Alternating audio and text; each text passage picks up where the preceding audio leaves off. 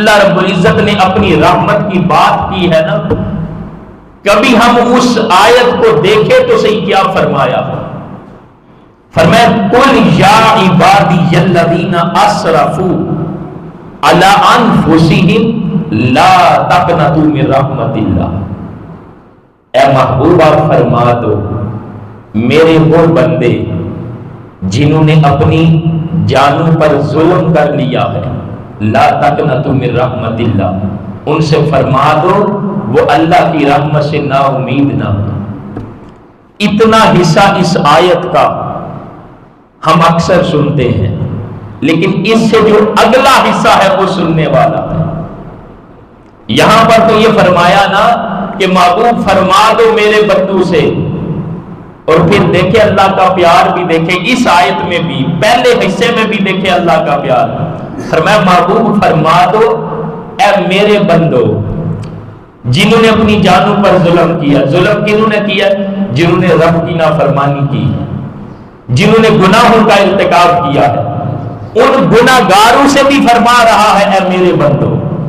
ہے وہ گناہگار لیکن اس کی محبت دیکھے گناہگاروں کے ساتھ، فرماتا ہے اے میرے بندو جنہوں نے اپنی جانوں پر ظلم کیا ہے وہ میری رحمت سے مایوس نہ ہو،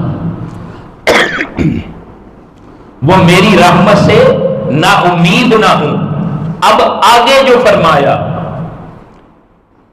ان اللہ یغفر الذنوب جمیعا، بے شک اللہ سارے گناہ معاف فرما دے گا۔ ان اللہ یغفر الذنوب، یہ نہیں فرمایا ان اللہ یغفر الذنوب کہ بے شک اللہ گناہ معاف فرما دے گا، نہ، فرمایا یغفر الذنوب جمیعا، اللہ رب العزت سارے گناہ معاف کر دے گا۔ اب سارے کے اندر اب ذرا تصور کریں کون سا گناہ ہے جو ان سارے گناہوں میں شامل نہ ہو۔ ایک طرف انسان سوچے تو صحیح کہ انسان نے جتنا بڑا بھی گناہ کیا ہے، جتنی بڑی بھی رب کی نافرمانی کی ہے، وہ رب فرما رہا ہے ان اللہ یغفر الذنوب جمیعا، بے شک اللہ سارے گناہ معاف فرما دے گا۔ یعنی یہ نہیں کہ صرف صغیرہ گناہوں کو معاف فرمائے گا، نہ، فرمایا تمہارے کبیرہ گناہوں کو بھی وہ معاف فرما دے گا۔ جمیع، جمیع کا مطلب ہے سارے۔ آقا علیہ السلام کی امت کے لیے دعا مانگتے ہیں نا کہ جمیع امت کی بخشش فرما، مطلب کیا؟ ساری امت کی بخشش فرما۔ تو یہاں پر بھی فرمایا ان اللہ یغفر الذنوب جمیعا کہ بے شک اللہ سارے گناہ معاف فرمانے والا۔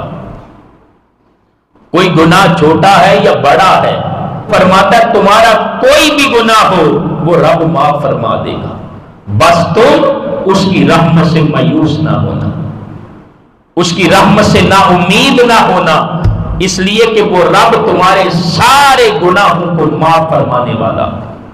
اور پھر فرمایا انہ هو الغفور الرحیم، فرمایا بے شک وہ اپنے بندوں پر مہربان بھی ہے اور رحم فرمانے والا بھی ہے۔